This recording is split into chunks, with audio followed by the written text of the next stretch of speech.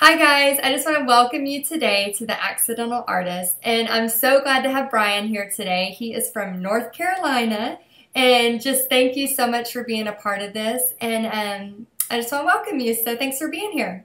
Thanks for having me. I'm looking forward to it. Well, so tell me a little bit about you and what you do. I'm from Charlotte, North Carolina.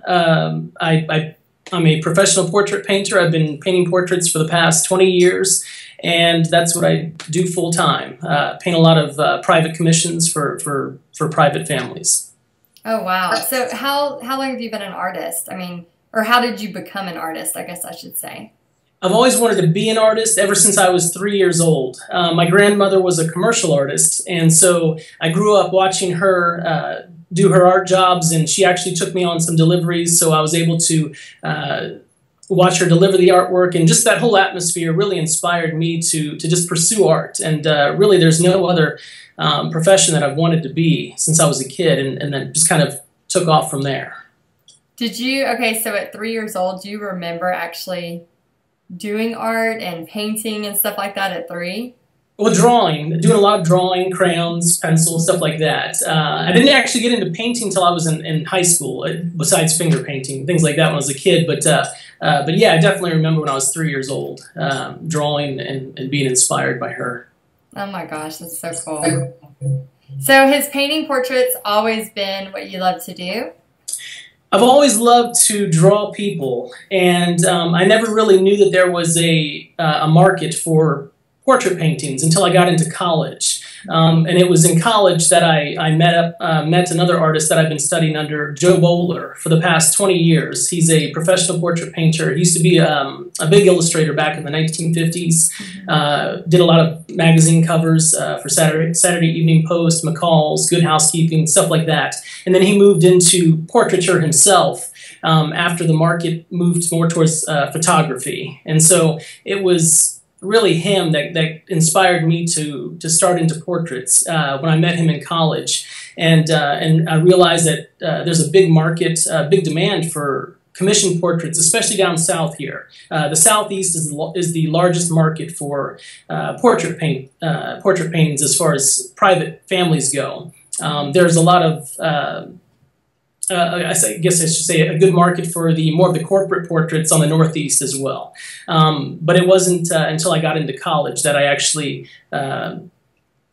decided to go ahead and pursue that career in portraits. Yeah, it's interesting because, like you said, the photography kind of took over. So you don't find a lot of portrait artists anymore. So it's really neat that you're kind of grasping this and going with it. And how does... I know, we mentioned when we talked on the phone before how you use not only like you take a picture of them and you kind of learn their personality. Can you speak about that a little bit? Sure. In portrait painting, at least for me, it's not enough just to get a likeness of someone. Getting a likeness doesn't necessarily mean that you're capturing their personality or their character. And that's really what I'm after in a final portrait, is not only capturing a likeness of them, of course, but I'm trying to capture their spirit and personality. Basically, that first impression that I got when I first meet someone, that's really what I'm trying to incorporate and trying to capture into the final painting. And that's really important. And so when it comes to portrait painting, it's more of a selective process.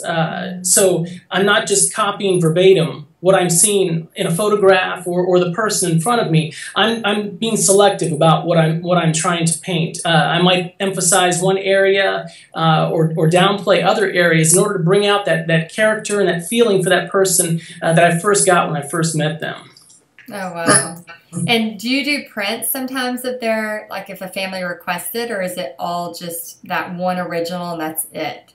It's mostly the original. I have done, for one family, I did some prints just because they wanted to give some to other relatives. But for the most part, it's just the original. So. Oh, yeah, that's so sweet. I know my daughter's 8, and I'm like, oh, she's in this stage where she, her teeth are, that stage. And so I'm like, man, when she was 4, that would have been really, really good.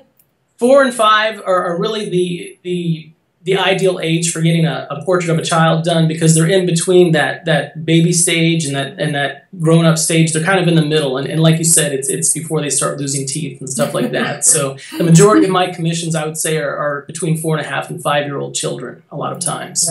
They're just so cute at that age, so cute. So do you have a favorite book or a favorite quote, Brian, that you want to share? I'm an art book collector. I collect books, especially from late 19th, early 20th century painters.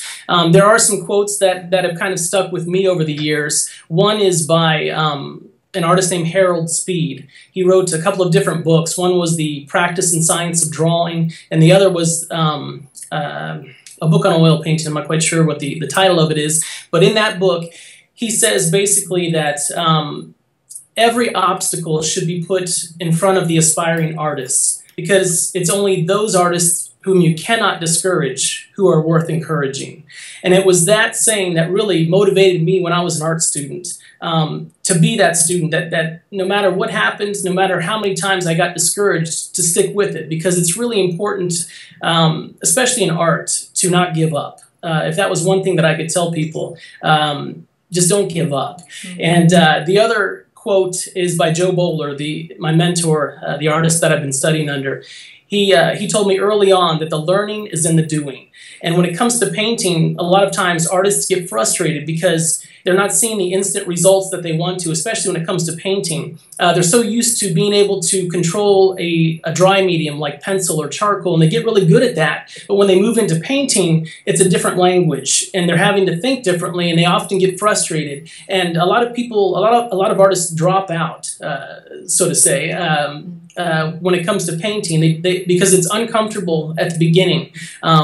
But the learning is in the doing. It really is. The more you do it, the more mistakes you make, the better you'll get at painting. Some of the greatest painters, the reason that they've gotten to the stage that they're at is because they've made just about every mistake that they can in the book. And after making so many mistakes, you learn what not to do, and you learn a better way of doing it. And I can't stress enough how important that saying has been to me over the years. So do you still, and that's wonderful, by the way, I really, if you don't mind, can you repeat the first quote one more time? I just couldn't take it all in whenever you were saying it. Harold Speed, he said, let me see if I can say it again. I know, put you on the spot. On the spot. He said that every obstacle should be put in front of the aspiring artists, for it is those whom you cannot discourage who are worth encouraging. And and it's so true. Mm-hmm. When it comes to art, you have to. I feel like you have to have a passion for what you do. If that was another thing that I could tell artists would be to find out what you're passionate about and pursue that. Whether it's painting portraits, whether it's doing landscapes, whether it's drawing comic books, whatever it is, if there's something that you're passionate about, it will show in your work. When you're not passionate about something, people can tell. Paintings, in any artwork, really, in any visual artwork, reveals so much more about the artists themselves than about the subject that they paint. And if you're not passionate about what you do, it will definitely show. And it makes it more fun when you enjoy it, especially if you're going to build a career on it, rather than going in the studio each day and dreading it. You go in there and you think, man, I just cannot wait to get in there and start working, and you look forward to the next day. Oh yeah, that's what's so much fun about art, is you wake up every day and think about the possibilities of what you can create and what you can do. So do you find that, I mean, you've been doing this for over 20 years now, do you find that you're still in the process of learning? To me, I'm at the very beginning stages of really what I want to do. There's the problem with learning is that the more you learn, the more you realize how much you don't know.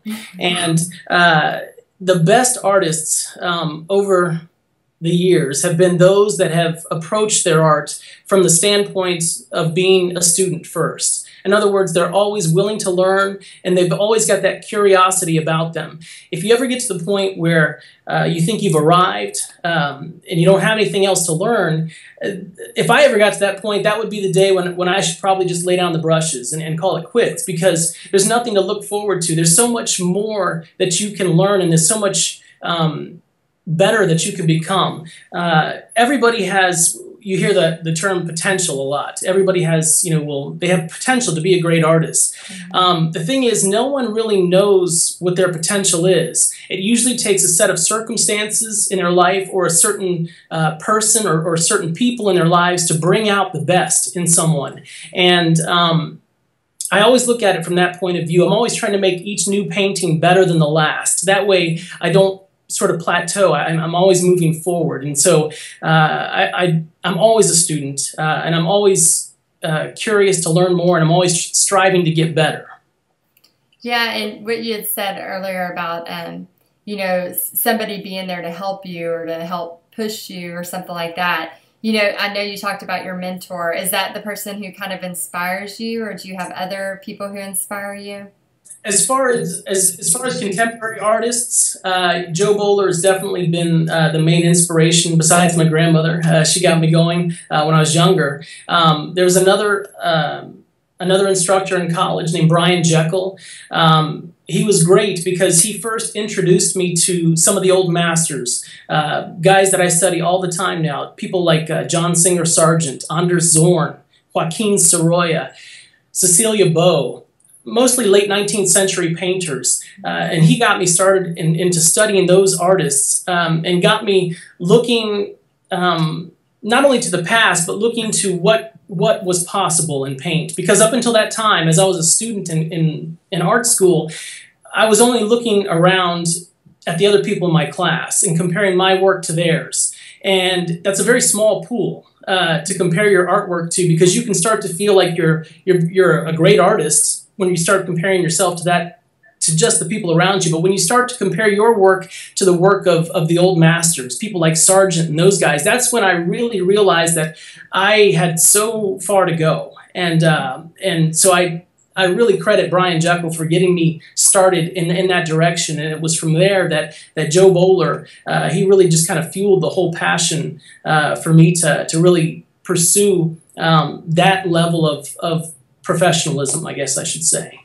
Yeah, that's so true. I know I just did an art show with some of my high school students, and we go, so excited, and then we get there and we see a whole nother pool of people, and you start to think, wow, there is a lot of talent in the world, which is pretty amazing. So this is kind of for my own personal growth here, but I'm hoping it'll help others. You're doing portraits, so obviously you're doing faces. Do you find, what do you find most challenging about the faces and painting those, and kind of what do you do to get over that challenge? It's really, it goes back to what we were talking about earlier. It's that personality and character, really trying to go beyond the likeness. And so a lot of times I will find myself putting in a lot of detail, at the beginning stages, even halfway through a painting, only to realize that in the end, the final stages of a painting are the most difficult, because it's really an editing process. And so a lot of times I'm taking out a lot of the details that I've put in there before, just to try to simplify things in order to better convey that personality and that character. It's really that the final stages of a painting, to me, are the most difficult. Trying to get it to look easy is not easy, and that's really one of the goals of an artist is to try to make it look easy. But Sargent, again, I go back to John Singer Sargent. He's one of the greatest portrait painters. That's why I'm always referencing him. But even he, as versatile as he was, and as fluid as he was in paint, a lot of times he would go back and he'd redo a head. There was one time he scraped down and repainted a head about 100 times just to get that look that it had been done in one sitting. And so a lot of times the mistake that artists first starting out, when they look at painters like this, is that they get discouraged because they think, well, this guy did it in one shot. And that's not necessarily true. He made it look like he did it in one shot, but it's not always the case. Does that help to answer your question? I don't even know if I'm still on track. No, yes, and it brings me to another question. So how many layers do you usually have for one portrait on a face? I don't really think of paintings in layers. I just think of them as in different stages. So there's a block-in stage, and blocking in is basically you're getting the large masses, getting the value relationships established fairly early just to get a good sense of volume and a good sense of an idea of the head just to start out with. And then there's sort of that refining stage in the middle. And it's always at some point in the middle of your painting, at least for me, that I almost want to abandon a painting sometimes. And it's usually at that stage when I talk myself into sticking with it, and then that gets me to around the next corner and to the finishing stage, because finishing a portrait is it's a time-consuming process. It's not always a cut and dry thing. Sometimes it takes, you might work on a section at a time, or maybe just one little thing one day, or maybe try to look at it as a whole another day. But finishing a portrait is sometimes difficult. So. And do you paint them in oils? Is that correct? Yes, it's all oil paint, yeah. So does it take you several weeks for one portrait, or is it longer? Or?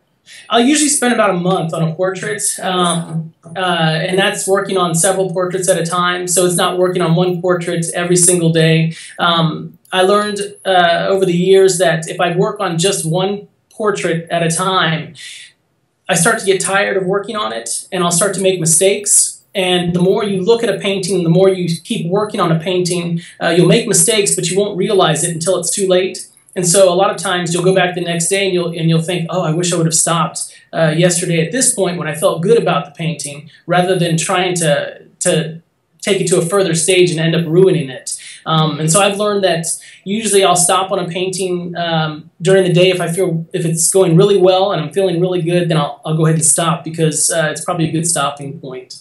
Yeah, I didn't think about that, trying to do several at once, just so you don't tire out, get upset with It keeps you fresh. Yeah. Well, so do you have a story or maybe something that's happened with one of your paintings that you want to share? I always enjoy the people that I get to paint. I love meeting the clients, being able to learn more about them. It's what makes my job a little more interesting, for me at least. There is one that I can think of right offhand. I painted a portrait of a woman with her horse several years ago, and delivered it to her. And I didn't realize it was on her birthday that I delivered the painting. And she was so thrilled with it that she just basically broke down and started crying. And at first I thought, she either loves the painting or she hates it, but she ended up loving the painting, and it made me realize that the impact that art can have on another person. If you give it your best, the better you can get at really speaking the language of art, the better communicator you can be, and the better you can bridge a connection between you and the viewer. And in this case, it was that particular client, and it just made me realize the power and the connection that you can have as an artist with another person just through your art. Oh yeah, and I bet that makes you so inspired to push further when you're doing somebody else's portrait, because you know how much it's going to mean to them. Definitely. It's interesting, as I paint these portraits, I'm really painting them for me, and hoping that the clients will like them, because if I can paint them to a stage that I'm pleased with, I'm pretty sure that the client will be pleased as well. So I'm really painting these for me and for trying to get better, and the client is just sort of a bonus if they like it. So yeah, I'm sure they all love their art. So do you believe, Brian, that anyone can use art to enrich their life? Oh, definitely. Even if you're not an artist, you can still appreciate art. You can still enjoy looking at art. Art is it provides, especially visual art, provides an avenue for an escape from the everyday life, I guess. I'm not quite sure how I would say it, but if you're an artist, or whether you're an artist or not, people react to different things, and mostly what I've found over the years is that people react to beauty. in art, whether it's color, whether it's a composition, whether it's the subject. Something in art taps into the emotions of people, and when you can tap into the emotions of people, that's a very powerful thing. And I think that art can enrich anyone's life, whether you're an artist or not. That's great. That's great. So what do you say to somebody who has never done art before and they're looking for that first step? What would you tell them? Again, I would say, first of all, find out what you're passionate about. Find out what interests you, and then move in that direction. So if you want to paint portraits, then do what it takes to move in that direction of having a career in portraits. Or even if you don't want a career, just paint portraits. Paint what you like to paint or what you like to draw, because really that's going to make a difference in your own work. And if you're interested in doing it as a career, once you find out what you're passionate about, find out who your market is. That's really an extremely important thing. A lot of times artists, they don't think about who their market is. In other words, the person that they're trying to reach. If you're trying to reach, in my case, I'm trying to reach clients who are interested in buying portraits. So once you find out your market, then you can take steps to reach that market, go where they are. And that's really important, I think, when you're first starting out. Yeah, that's great. I know there's so many different forms of art, and I think sometimes people, they think, oh, if I can't draw this, I'm not an artist, and I don't have that creative side of me, and it's just wrong. I mean, I think we all have a creative side, and and it's just finding out what it is, whether it's gardening or painting or music or whatever. So definitely, yeah. So do you have a free gift possibly to give to our viewers? I do. I have one free gift that I can give away. It's actually a new class that I just did with a company called Craftsy. It's an online educational website, and it's a class on painting realistic skin tones. And in the class, I showed how to mix, blend, and apply skin tones for portraits. And so I'm giving away one free enrollment to the class as part of your interview here. Oh, great. So I know it's only one, not for everyone who sees this. So how would they how would they get a chance for that? Just go ahead and you can email me at brian@brianneher.com and just put a heading on your email to say that that you want to enter the portrait class giveaway, and I'll choose a winner and announce that on my blog, and then contact the winner as well. Oh, great. Oh my gosh, I'm going to have to try to put my name on that too so I can learn some more portrait techniques. All right, well, thank you so much for your time. Do you have any final thoughts before we go? No matter what avenue of art that you do, just have fun with it. That's really the important thing, is to have fun with it, because it is enjoyable, and there's nothing quite like being an artist. And so I would just say have fun with it.